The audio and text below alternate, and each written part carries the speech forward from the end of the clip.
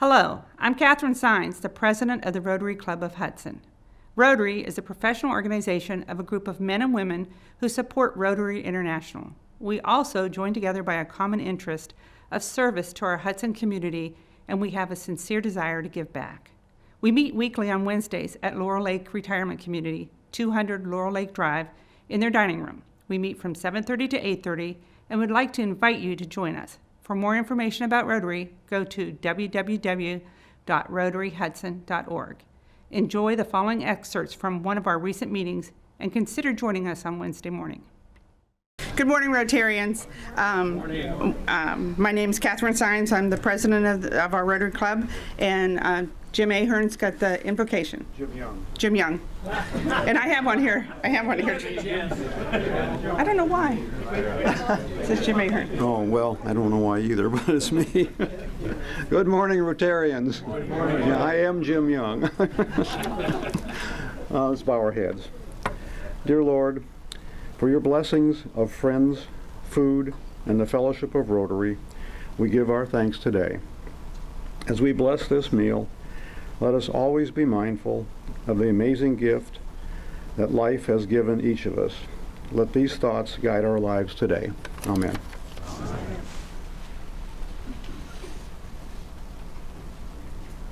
Thank you.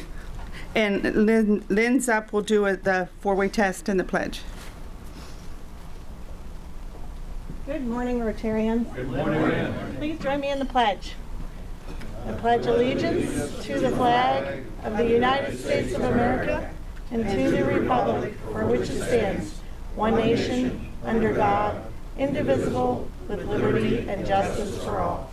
And the four-way test of the things we think, say, or do. First, is it the truth? Second, is it fair to all concerned?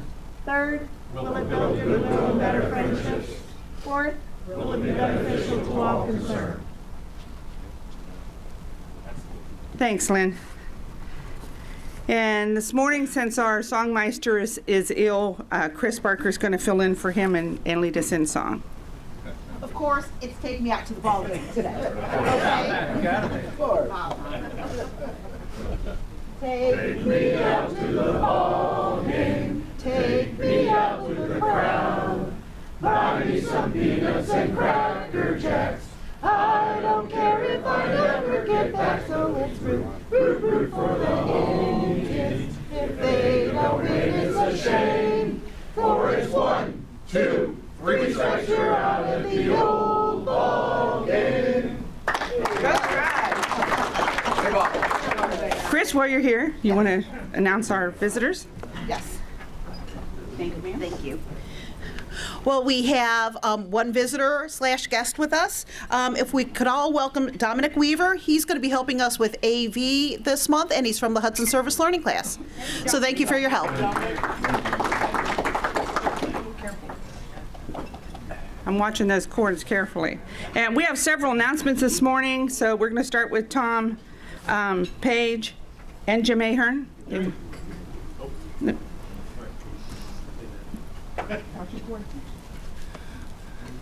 Okay.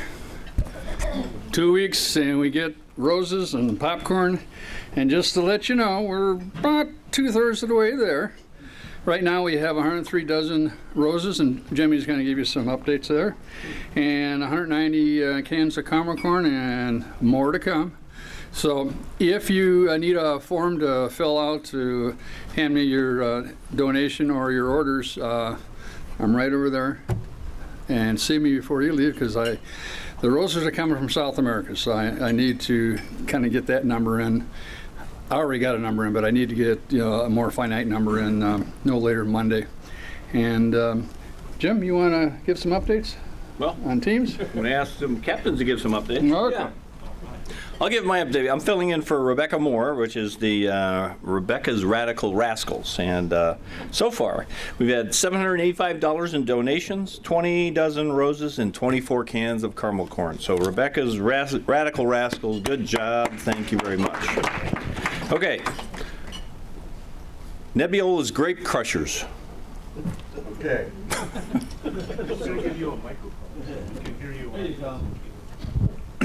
By the way, Nebbiolo is a famous red wine from northern Italy. That's where the name came from. There we go. There you go. Just to be clear on that one. Just to be Yeah. clear on that. I don't own the vineyard, though. Yeah.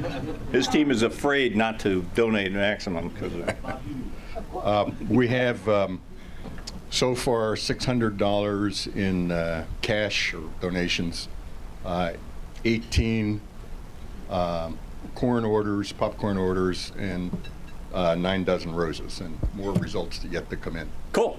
Thank you very much. Good job. All right. Doug McDowell. McDowell's Big Macs. Okay, I don't have the dollar donation figure, but we've got 27 roses and 39 caramel corn with a lot more to come in. Good. Good job. Joe Zapatowski. We'll wait for him. Oh, no, I'll be Zappy. Oh, okay. good. Zappy's not going to be here. Okay. Zappy's on a roll. There are some people that still haven't contacted him, but I'll do it by name. Gail, teammate Gail, right now it's at 22 roses, could be more. And caramel corn at 24, and that's really going to grow. Service learning. And so then we have Mr. Schmutz. Oh, I love George Schmutz. 25 dozen roses and 46 cans of caramel corn. And then yours truly, I have 16 dozen roses and 36 caramel corn. So we got a good. Zappy's done a really good job. All right. And last but not least, and there really such a thing as Pickle Farm. Where's Clint? There he is. Thank you. So my pickle farmers, at least what I have reported, we have 9 popcorns. Don't have any roses out as of yet. $100 donation, but I've only received an email reply from like one person on the team. So hopefully those numbers. Hopefully they're out picking pickles, right? I've got the list. No, never mind. No, we'll do better next week, right? Absolutely. All right. Right, farmers? Thanks, everybody. More reports next week. Keep up the good work. Thanks. And Tom Tobin wants to talk about the Salvation Army. Just real quickly, not sure if we did this. I don't think we did the Salvation Army bell ringing thing last year. Maybe the year before. I'm not sure. But anyway, okay. So anyway, I have some dates. I'm afraid they're not the most. They're not all the Saturday morning sort of things. They're all. But I have a list here. I'd like to pass around. You'll notice that some of the date, a lot of the times are anywhere from 10 to 3 on weekdays. So whatever amount of time you are willing to commit to this, just please put that time on here. I'm not expecting you to work a 5-hour shift. So. Please do this. It'll be at Acme. It's basically over the next 2 weeks is what we're trying to do. So it's a lot of fun. I've had a lot of fun bringing my son to this over the years. It's a great way to embarrass him, in public. So anyway, it is a lot of fun. And if you want to do it, I think it's also a lot of fun to do with another Rotarian too. So if you can pair up, that would be great. So I will pass this around. Thank you. I spoke to Ed Sogan yesterday and I think the fine day this month is going to go to the Salvation Army. So we're trying to support that. Speaking of Ed Sogan, he also asked me to read a thank you to everybody about Santa on the Green. He said that everything went really great. Sandy Rexford, Jack Belby, Gail Tobin, Jerry Hammer, Donna Kastner, Chris Barker, Liz Walwick, and Lynn Zup kept the line moving. Everybody was good. Everybody had a great time, and all the guys drank hot chocolate and helped a lot too. And I don't know who the guys are. That's all he said. But he said the best part, which brought tears to my eyes, was that Jimmy Suffin would have been proud of all of the team. So, yeah. Ed does a great job with that. Dan Rich asked for a few minutes to talk.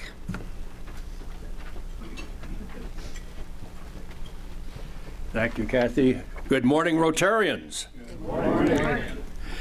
We all have an opportunity coming up this next Monday to welcome and celebrate a great Rotarian.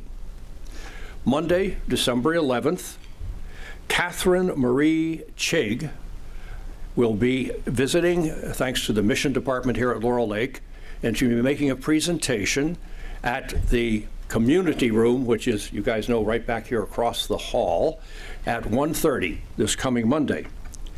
Now, Kathy is a Rotarian from Orrville, Ohio, a registered nurse, a Peace Corps graduate, and let me just read you very briefly some of the things that she has earned. She is running, and this is the foundation and director of the Central American Medical Outreach in Honduras. Kathy's work has earned her, she's named the Outstanding Medical Profession of the Year by the Stark County Medical Association, first ever nurse to receive the honor. In addition, she's received 2 Paul Harris fellowships from Rotary International, recognized by the Peace Corps for her dedication to development work, received recognition for the First Ladies of Honduras Ministry of Health, Ministry of Finance, Ministry of Labor, has been recognized by the Congress of Honduras. Most recent awards were the 2009 Athena Award, 2010 Outstanding Alumni Award of all graduates of Orrville High School. January, she received the Real Award for General Medicine sponsored by the Gate Foundation, Medtronic, Maximo, and Save the Children. In September 4th, 2013, Congress of Honduras gave her a Congressional Award. Kathy addressed the Congress on issues of self-interest, contracting, and the impact of corruption on human lives. This should be very interesting. If you have the time, put it down this coming Monday. Monday, what time? 1:30. Thank you. Thanks, Den. One other thing before I announce the speaker and before you leave, Kelly, you can't leave yet. Next week is our Christmas program. We have the choir come and sing. We have a special program, and they'd like to know if anyone is bringing guests. They need a head count for breakfast. So if you're bringing a guest, is there anybody going to bring a guest? Okay. 2, no, 2. Okay. All right, thank you. And Gail is going to... Will that be here or in the other? We're going to first meet over in the community room and then come over here for breakfast at 7:45. So if you plan on bringing in guests and you're not sure, and if you find out later, just send me an email and we'll let Laurel Lake know. But we thought we'd have a lot more than that. Gail is going to introduce our speaker. Good morning, Rotarians, and thank you, Madam President. Now for the highlight of the morning. We are so thrilled to once again have our speaker here, who is Bob DiBiasio. He's completing his 38th season with the Indians and his 39th in Major League Baseball this year. Started with the Indians back in 1979 as assistant PR director and was named director of PR in 1980 and then vice president of PR in 1988. The Lakewood, Ohio native was promoted to his current position in 2011. His lone season away from the tribe was 1987 when he served as PR director for the Atlanta Braves. He serves as president of Cleveland Indians Charities, is an honorary member of the executive board of the Boys and Girls Club of Cleveland and the board of the Cleveland Baseball Foundation. He also serves as the athletic advisory board of Notre Dame College and the board of directors of the Bob Feller Act of Valor Foundation. Bob is the host of the very popular TV show, Indians Alumni Roundtable. How many people? Yes. It's always entertaining. And on FSN, that's on FSN Sports Time Ohio, which I think if you're on Spectrum is channel 36, as well as he also hosts Tribe Tales, which is a Where Are They Now segment that airs pregame every Sunday on the Indians radio network. He was the 1999 recipient of the prestigious Robert O. Fischel Award for Public Relations Excellence in Major League Baseball. He was also inducted into the Lakewood High School Distinguished Alumni Hall of Fame in 1999.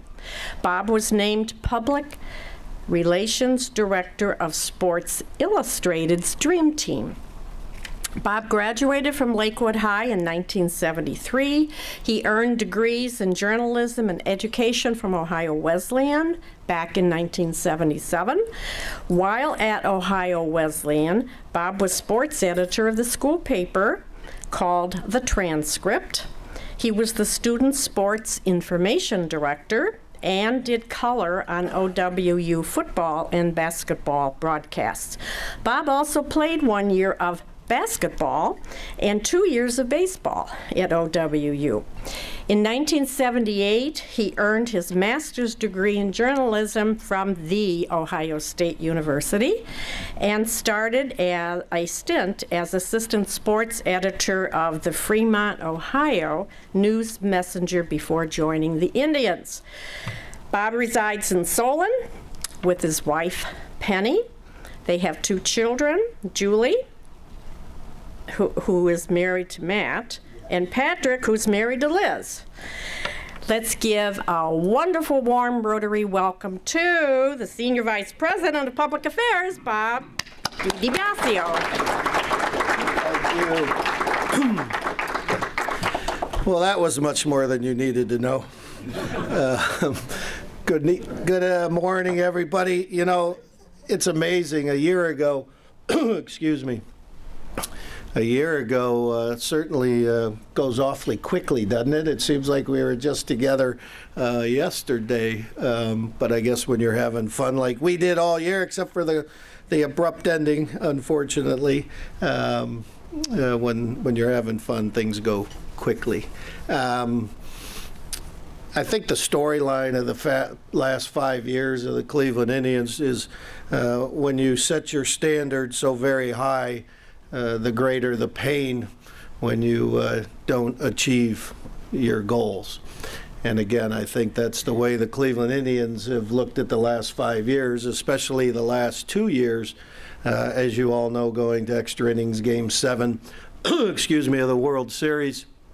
And then this past year, winning 102 games, having that 22-game winning streak, and then having that abrupt ending, it hurt. The sting is real, but we're lucky we're in a position where we are a winning franchise and have an opportunity to get through that roller coaster that is the postseason. But we won't let that storyline define who we are. We really march forward each and every year with the goal to win a World Series for the city of Cleveland and for our fans. One of the things I think we need to remember throughout that process is Cleveland Indians baseball, at least in our minds, has to be about more than just wins and losses. It has to be about what it means, this franchise means to the community, what it means to each and every one of you who are connected to the franchise, and how you connect with your family, who may be scattered across the country, and the Indians are what keep you going on texts and phone calls and, business associates and neighbors and strangers. Those of you who go to the games and you see something happening, you're high-fiving people you've never met before. That indeed is the goal of our franchise, is that it has to mean more than just wins and losses. But we live in the world of reality, and we know that it is the winning and losing that is truly the spark of what a professional sports team is all about. So we still feel that sting from the abrupt ending, but we know that when pitchers and catchers report to spring training, that sting will fade. we're going to be a darn good baseball team again in 2018. This is a public service announcement for all you boys out in the audience. 72 days till pitchers and catchers report to spring training. That happens to be Valentine's Day. So just a little public service announcement for you boys. You have 72 days to get your act together. The sting will also fade as we are poised to be, once again, one of the best teams in all of baseball. Terrifically talented baseball team, ownership commitment, and we believe the best manager in the game of baseball. I jotted down a few notes because we achieved so many things this past season. I wanted to share some with you, and I didn't want to forget many of them because what a ride we had in this past season. It was incredibly wonderful. It was historical and at times very scintillating. We won our second consecutive Central Divisional title, the 9th in our franchise history since 3 divisional play was established in '94. No other team in the American League Central has won 9 divisional titles, so we stand alone in that. Not sure you really looked at how we ended up the season. Obviously, we're running on a high with that late season winning streak of ours, but we beat the Minnesota Twins by 17 games. We beat Kansas City by 22 games. The Chicago White Sox, 35 games. And the Detroit Tigers were 38 games back of the Cleveland Indians. So we obviously dominated our division, having 5 All-Stars, Frankie Lindor and Jose Ramirez, who again blossoming into one of the best players in baseball. Those 2 guys, what a dynamic duo. And they're 23 and 24 years old. It's just remarkable, those 2 young men and how they've burst onto the scene and have become elite performers. Andrew Miller, Corey Kluber, Michael Brantley, also all-stars this year. You know, our 102 wins this past year, only the 3rd time in franchise history. You know, we've been around in the American League since 1901. And it was only the 3rd time in franchise history we won 100 or more games. Back in '95, we won 100 when a strike-shortened season, which was the most remarkable season. We were 144. And then in 1954, of course, we won 111 games, with that at that time was the most any team in baseball had ever won. And we rattled off that 22-game winning streak that obviously captured everyone's attention around the country. A wise old baseball man once told me that in a baseball season you win 60 games, you're going to lose 60 games. It's what you do with those other 42 that make up what your season is going to be all about. Last year, we won all of them. All those other 42, we were 42-0. That's a pretty remarkable. That's how you get to 102 victories. But while we enjoyed the 22-game winning streak, we really started playing incredible baseball on Friday, July 21st. Don't know if you remember the way we started off. The second half of the baseball season was not real pretty. We go on the West Coast after the All-Star break. We go into Oakland, California, and San Francisco. We play the A's and the Giants. It was the first time I can remember in now my 39th, 40th year in this business that we actually stayed in the same hotel for 6 straight nights. Normally you zip in and out of a town for 2-3 nights, but since we played in Oakland and San Francisco, we stayed at the beautiful St. Francis Hotel in downtown San Francisco, and that might have had something to do with the way we played. We came out of there winning 1 game.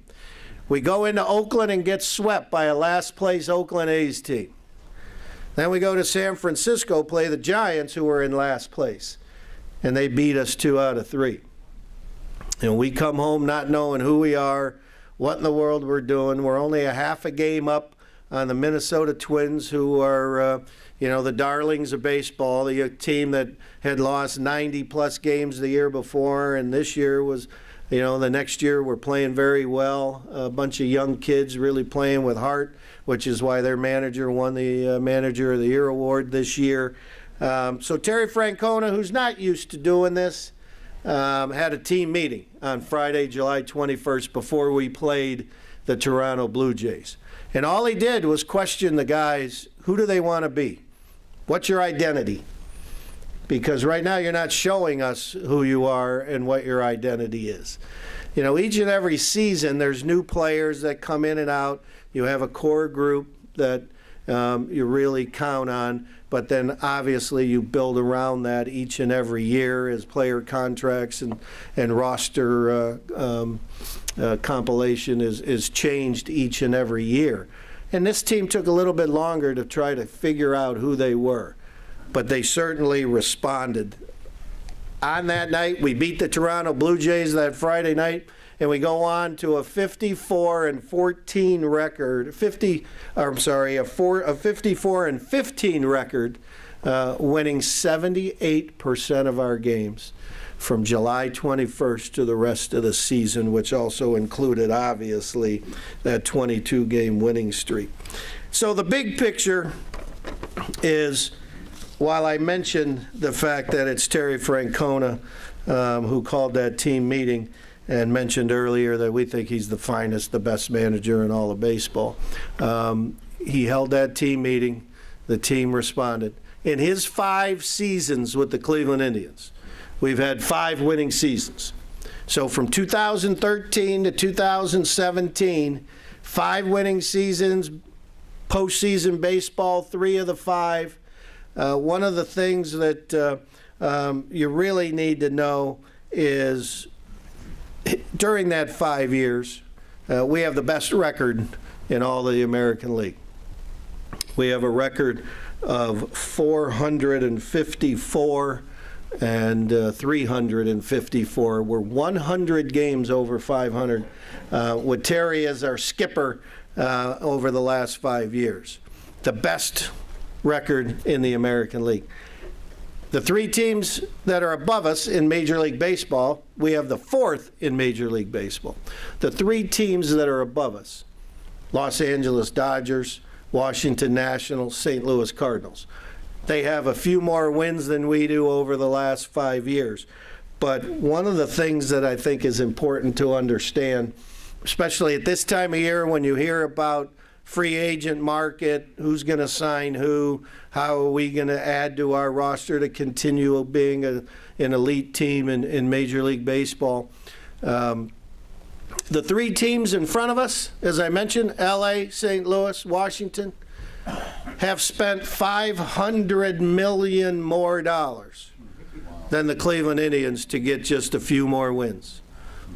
So what that means to us is when you look at Tito, you look at Chris Antonetti, our president of baseball operations, Mike Chernoff, our GM, Carter Hawkins, assistant GM, Brad Grant, all the guys that are up on our 4th floor in baseball operations, the job that they've done to become an elite baseball team over the last 5 years, when those other teams have to spend an enormous amount of money to get where we are. We're all about efficiencies in the game of baseball and how we put our payroll together, trying to be smarter than the next guy. And obviously, I just think it's not applauded enough, the job that our guys have done to achieve the success that we've had compared to the other teams who just go and spend a little frivolously. One of the things I want to touch on before we open up to questions, again, this time of year is when we're trying to figure out who we're going to be as a roster. So we have 18 gentlemen on our team right now that are committed to play for us. So we have to fill out the 25-man roster, which what spring training is all about. You bring 60-some guys to spring training, and at the end of spring training, 25 break north to Cleveland. Well, 18 gentlemen already have contracts for next year. 11 of them are on multi-year deals. The Jose Ramirez and the Corey Klubers, Carlos Carrascos, those kind of gentlemen. They're already, Jason Kipnis, they already have contracts. With their raises in their contracts, those 11 gentlemen, it's about $23 million increase from last year. Just those 11 players because of their multi-year deals. So 23 million more added to the roster, to our payroll, just with those 11 guys. The 7 in arbitration, which the big names in that are probably Cody Allen and Trevor Bauer. And boy, what a transformation Trevor Bauer has been, to watch him grow and develop into one of the most consistent, durable starters in Major League Baseball.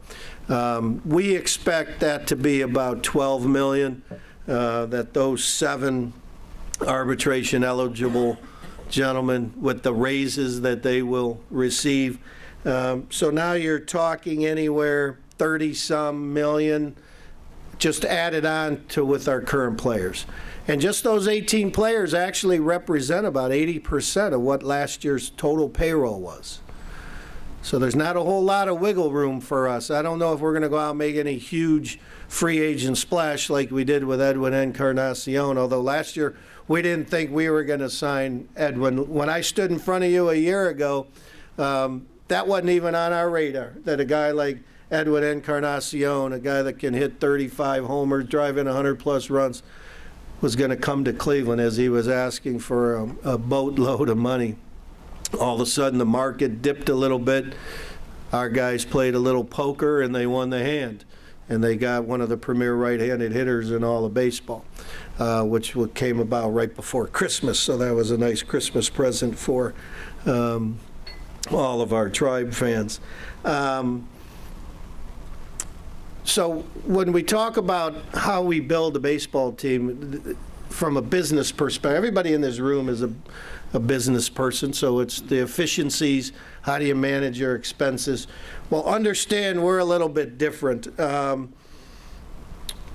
87%, to give you a little idea on our business side, 87% of all of our expenses come from baseball. Of the revenues we generate, 87% of the revenues we generate go back into our total baseball. The 200 athletes we have, minor leaguers, major leaguers, medical care, transportation, all the things, equipment, all the things that are involved. So 87% is involved in baseball. The business side of things is about 33%, the expenses of our revenue. Now, I know some of you are sitting back going, wait a minute, 87 and 33, that doesn't add up to 100. It adds up to more like 120. Well, that's because we spend more money than we make. Raise your hand if your business does that.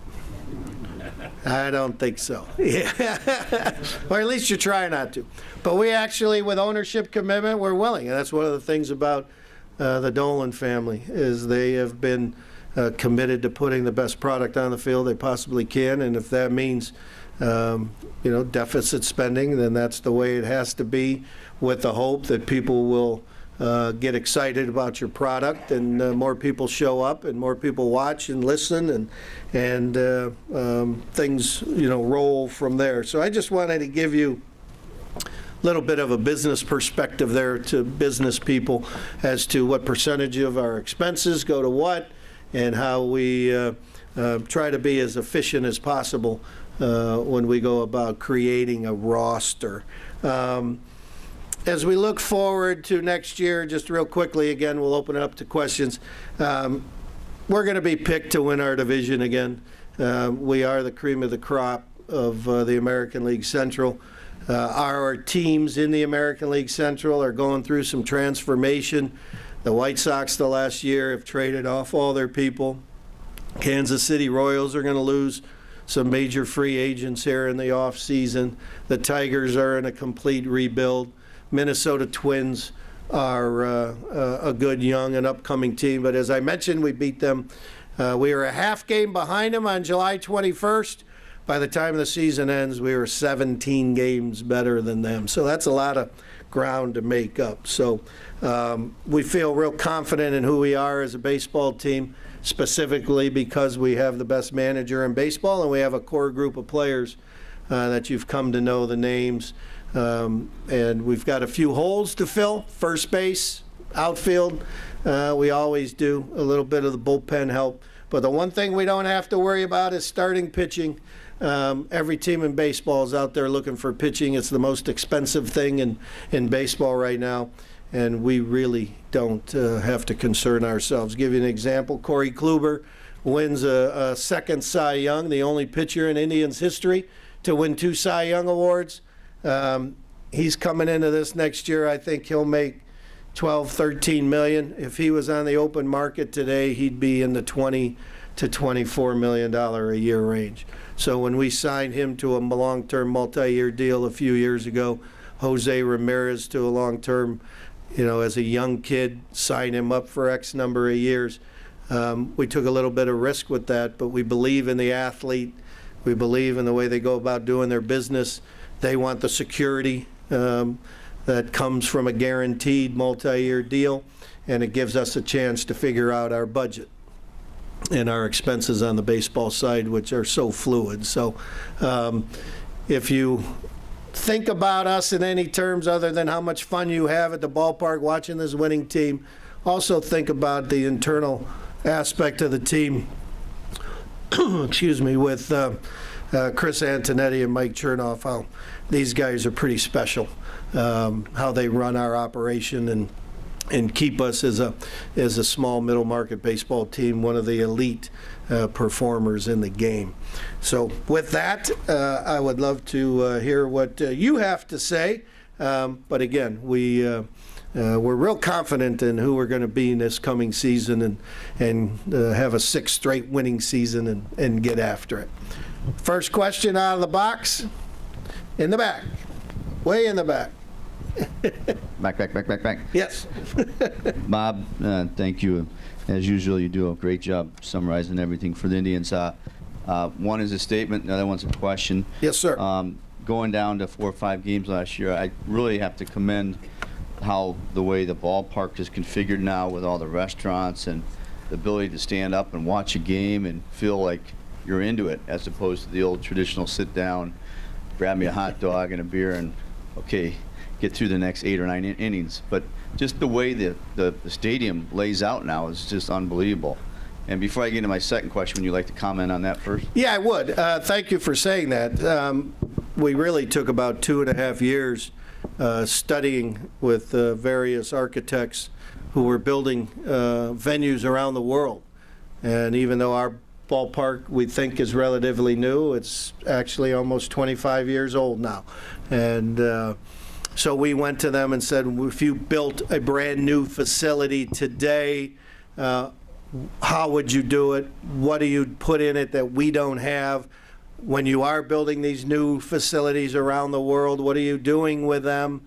It's just remarkable what some of these new venues are all about. So we took the real estate in our ballpark, trying to figure out, just like any other business who deals with real estate, how do you take pieces of real estate and make them more profitable? So we looked at our ballpark, we looked at our fans, the millennials who don't want to sit and watch a sporting event for 3 hours and only deal with the person to their right and the person to their left, maybe interact with the person in front of them. They want to be with a social gathering concept. That's how the right field corner bar with the drink rails and standing. Again, I never thought in my lifetime that we'd ever sell a seat, a ticket in the ballpark with no section number, no row number, and no seat number. But that's what we do every night, and we sell out the corner bar because it has become the place to come. And then the food and beverage presentation with our partner Delaware North Company Sports Service that we partner with a management partnering contract. They were instrumental in leading us into bringing local restaurants. We now have 13 local restaurants inside Progressive Field to really enhance that food and beverage presentation, which we think is as good as anywhere you'll go in all of the United States, whatever sport you're going to. So thanks for bringing that up. All right, well, here's my question. As we're Yes. talking about, well, you're getting hot tea, if you could comment on Santana, and then Jay Bruce, who everybody, at least I believe everybody really enjoyed watching him play, and then the status of Zimmer, how's he looking coming back? That's it. Yeah, the two free agent guys, Carlos Santana, who's really come on into his own, has made himself a terrific first baseman. Jay Bruce was one of the best acquisitions I think we've made it, and we've made a number of really good ones. Andrew Miller a year ago at the trading deadline. Jay Bruce fit into this team like he'd been here for 10 years. What a remarkable young man. Believe it or not, he and Jason Kipnis, for some reason you think Jay Bruce is a little bit older, more of a veteran player, but he and Jason Kipnis have the exact same birthday. They're both 30, going on 31 here when the season will start next year. Don't know if we're going to be able to bring both back. We're going to have to really dive into the trade route instead of the free agent market. So we're going to have to clear some salary to be able to bring one of those two gentlemen back. I think that's what Chris and Cherney and those guys are working on, how to put the pieces together to fit the. We'll end up having the highest payroll in the history of the franchise this coming year. Last year was the highest. We'll have more this year. But it's a matter of how you put those pieces together. So I don't know if we're going to be able to bring both of them back. We're still working hard to get one of them. Two guys that are really, when you mention those two gentlemen, you also have to think about who's already on the team and where we can get a little bit better. Just so frustrating for us that Bradley Zimmer couldn't play in the postseason. That young man in center field, he would have made a difference, we believe. We don't dwell on it much, although we still lose sleep over losing the '95 World Series. It's people say, how long does it take to get over? Well, as Mike Hargrove said, as soon as it happens, I'll let you know. And we're still not over '95 or '97 or. Certainly 2016. So it stings, it stays with you. But we scored 18 runs against the Yankees in the division series. They scored 21. They only scored 3 more runs than we did. But all of a sudden last year we kicked the ball around uncharacteristically for 2 games. We played horrible defense. We gave them 7 unearned runs. And they only outscored us by 3. So we play the defense we're supposed to play.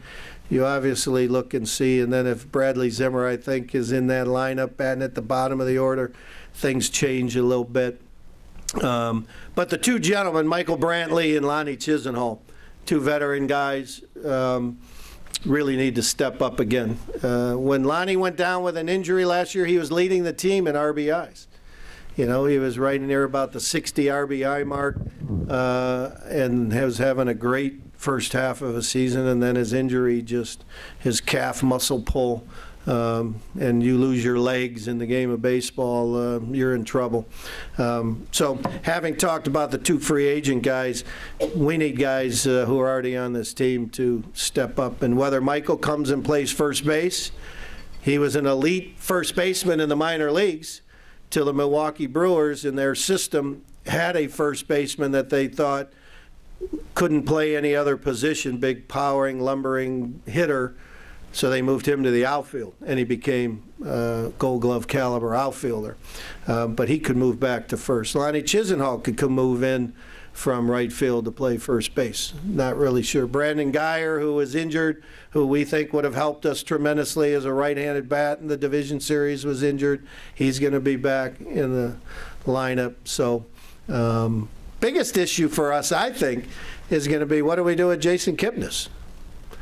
I mean, that's Jose Ramirez is, 4th in the MVP voting, playing second base. and we have a two-time All-Star already at second base. So we have a position there with Kipnis and Ramirez. When you have Lindor and Jose, really have been a dynamic duo, as I mentioned earlier. The way they turn the double play, the way they feed off each other. But having said that, and this is the internal dialogue that we have in our office all the time, having said that, we went to extra innings at Game 7 of the World Series with Kipnis at second and Jose at third. So, we have versatility trying to figure out how we were going to put this roster together. And we've got some times, because I think we're 121. I think I have it written down here somewhere. Yes, 121 days till home opener. So we have some time to figure out how we're going to piece this thing together. Yes, sir. Oh, I'm sorry. The man with the mic beat you, Father. I'm sorry. Yeah, I have one comment and one question. Yes, sir. The first comment is our company has been season ticket holders for a long time, but now I'm retired, so I got the 20-game package. Yes. Which I think was a great offer.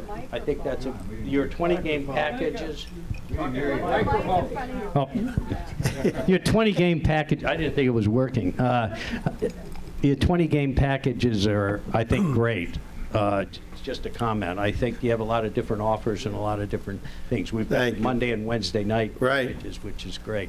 My other question is, what are the league rules about a new player entering, like Lindor? He's a young player. Is there a certain amount of time that he can't become a free agent? Sure. And what are the plans with Lindor? Yeah. One of the great stories that came out of spring training last year, I don't know if I shared it with you last year or not, but probably not. One of the great stories came out of spring training, and I'll get to your question on Frankie Lindor. Anybody in this room listening to spring training games on the radio? Not many, because number 94 takes the ball at third base and throws it to number 99, and you're not quite sure. So there's a few that listen to the games and are tied into it. So what we try to do with those broadcasts is have guests come in the booth in and out to try to bring a different element to the broadcast. And Mike Chernoff, our general manager's 6-year-old son, Mike happened to be with Brody, his 6-year-old son, when it was Mike's turn to go in to talk to Tom Hamilton, 7th, 8th inning of a spring training game on a Tuesday afternoon. And earlier in the day, we were all kidding because Brody was so excited that he could say Encarnacion, that he learned how to say Edwin Encarnacion, because some of our media couldn't even say his name right. So Hammy having fun, it's like a 10-2 game, we're winning. And so instead of interviewing Mike Chernoff, he tells Cherney, hey, let me interview Brody first. So he puts the little 6-year-old in the chair, puts the headset on him, and because he wanted to tell him, he goes, hey, tell me, how much did you have to do with the signing of Big Edwin? And you know how to say his last name. And he goes, yes, Edwin Encarnacion. And then he says, well, were you the one in charge of signing him? And he goes, well, no, but I know my daddy was up till 2, 3 o'clock in the morning a lot on the phone trying to talk about Mr. Encarnacion. And Hammy goes, well, just between you and me, is your daddy working on anything else? A player, why we don't think he's worth what he thinks he's worth. So that was Dan O'Dowd and John Hart back in the 90s. They started that process saying, we'll never go through the arbitration. It's the worst. It just builds this horrible animosity between yourself and your own player. So you sit there, and we try to avoid that. But what the arbiter does is determine, is he worth 7 or is he worth 5? He doesn't bring up any other number. So you walk out of there either the team winning or the player winning. And we don't get involved in that. So that's for their years 4, 5, and 6. Once they've played 6 full seasons in the big leagues, then they are free to offer their services to anybody. And that's when they jump to the 20, and some guys, there's some guys in the big leagues right now making $30 million a year. Clayton Kershaw of the Dodgers signed, I think, a 10-year, $300 million contract. So that must be one of the reasons why some of these players are sent down to the minors for a certain amount of period of time, so it doesn't count on that. On the service. Well, again, sending guys to the minors, yeah, to maximize their length of service with us. There are times when teams will delay a guy coming to the big leagues.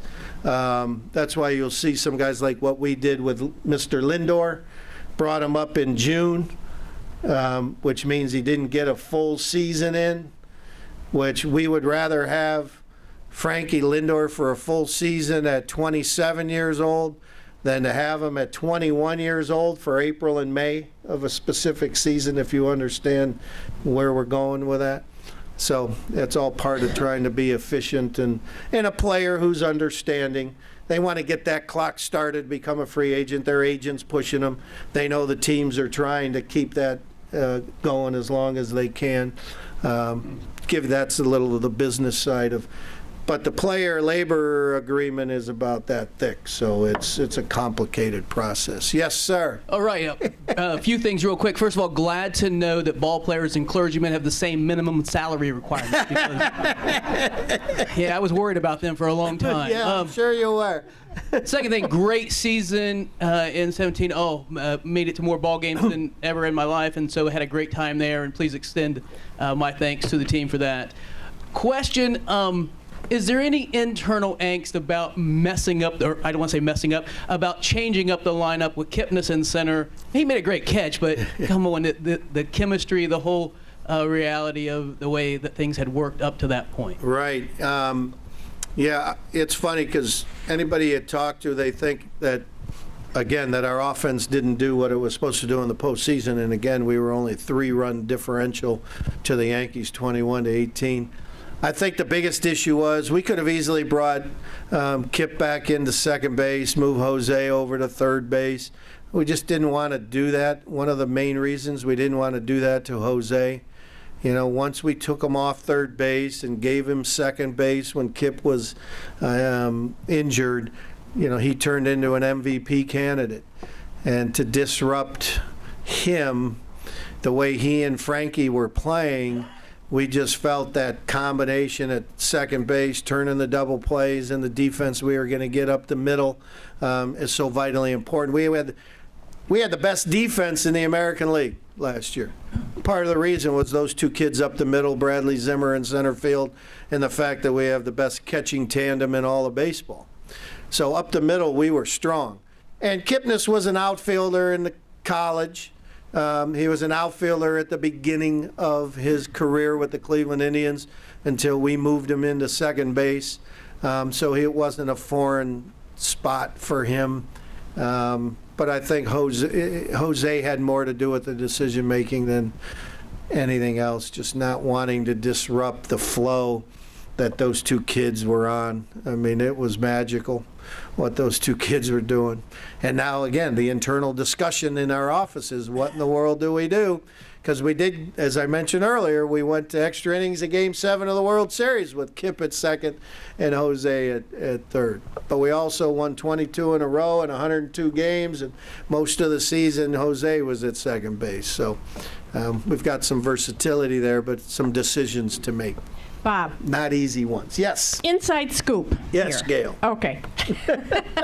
In the locker room, in the dugout, who's the team leader and who has the greatest sense of humor? Well, I think Frankie might be the answer to both. That enthusiasm that he shows, again, I never thought we'd see another Omar Vizquel in my lifetime. I mean, 11 years, Hall of Fame talent, playing every day, and all of a sudden we have one. Again, it shows you how difficult winning a Gold Glove. Francisco Lindor was a heck of a defensive player this past year, had won the Gold Glove the year before, didn't win it this year. And Omar won 11 of them. He's on the Hall of Fame ballot with Jim Thome right now.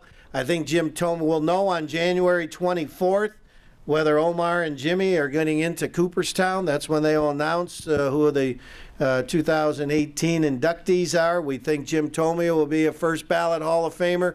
Not so sure about Omar being a first ballot according to the voters, the way you're seeing some of the votes go right now.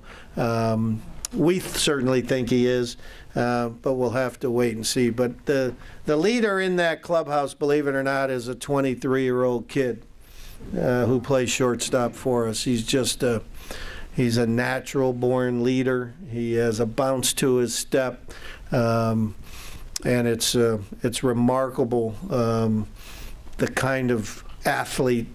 You know, all of a sudden he goes and hits all the home runs this year just by working hard, getting his swing adjusted. The launch angle just a couple inches more, which from having swung a bat since he was 5 years old, now all of a sudden he just, he just did this one little thing to his swing, and next thing you know, he's popping the ball out of the ballpark. I mean, that just is athleticism. That's also a young man getting bigger and stronger with our help in the nutritional and health and wellness and strength and conditioning. You know, he's getting a little bit bigger and stronger. But it's remarkable to watch his transformation. Although, again, to me, Trevor Bauer has been the most remarkable growth and development that I've seen in an Indians player, from a young, stubborn, obstinate young man. And he'll tell you that. I mean, he is thoroughly 100% committed to being the best pitcher ever. I mean, he has this desire to be great. He works so hard. He's so passionate about it, but he believes in how he got himself to this point. And the patience of Mickey Callaway and Terry Francona and our baseball operations staff, our bullpen coaches, to allow him to go through those learning curves. That's why Arizona Diamondbacks weren't willing. They got rid of him. He was their #1 draft pick, 3rd pick selected overall. And they got rid of him after a year and a half because of his stubbornness. They just had no patience for it. And we saw what this kid could become, and we're allowed him the patience to learn and the give and take. And that's one of the great things I think about our franchises.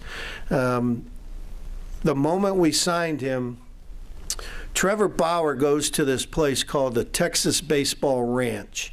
It's this new physiological way to throw a baseball, and he's been doing it since high school.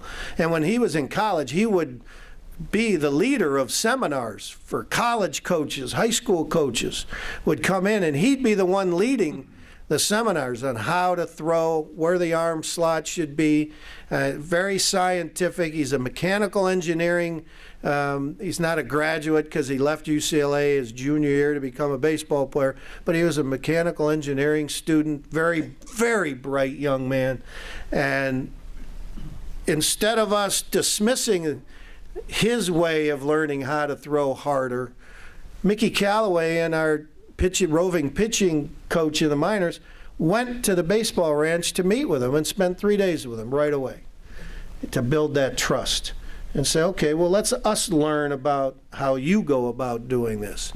And he's actually helped some of the kids in our system because he's so willing to share some things about pressure points on the seams of a baseball with your different fingers and the spin rate that gets a pitch. Spin rate right now is the most important thing for pitchers. You know, basic baseball, we talk about timing of a hitter, right? The whole thing for a pitcher is to throw off the timing of a hitter.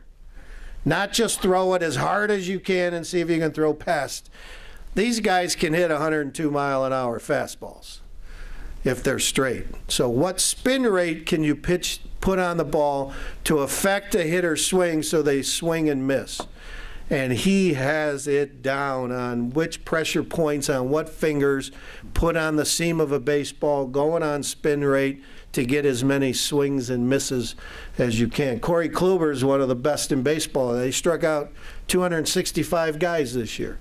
Corey Kluber's put himself right in the record books with Sam McDowell and Bob Feller in our franchise. I mean, he's every bit as good as those two guys in striking out batters.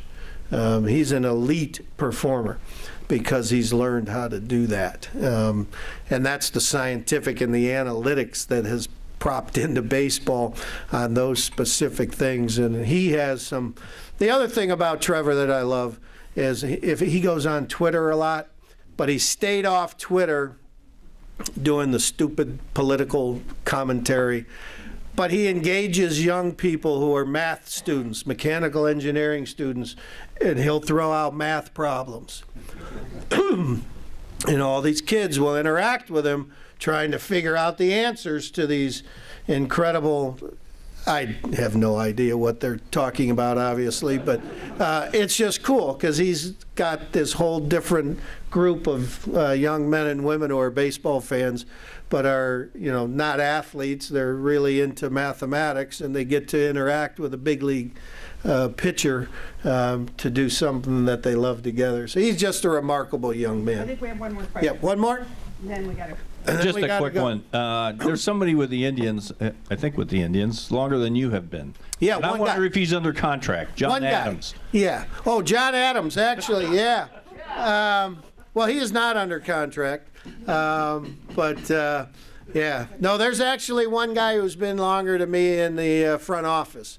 Our traveling secretary, Mike Segge, has. I started in 1979, and Mike started in 1975.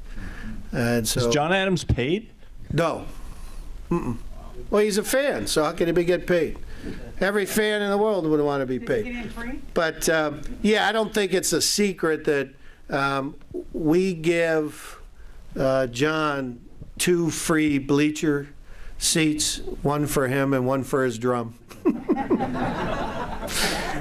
And then he actually buys the 2 next to him so that he can have 4. So we hold those for him if he needs them. But yeah, we give him and his drum freebie access to.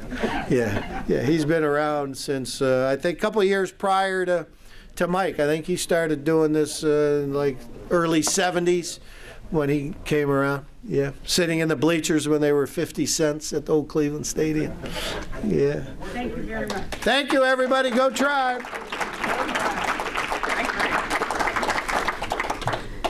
I want to thank the greeters, Gail and Jim Ahern, Audio Visual Group, Den Rich, Tom Page, Tom Tobin, James Field, and Ron Barnhouse. And I want to thank Dominic Weaver for coming in and helping us, and look forward to having you all week. And then we have the Rotabuck. I need you, Bobby. Bobby. Oh, what are we doing? 50-50? Last 4. This one. This one? All right. Remember, I got you the winner. And the last 4 is 4883. Hey.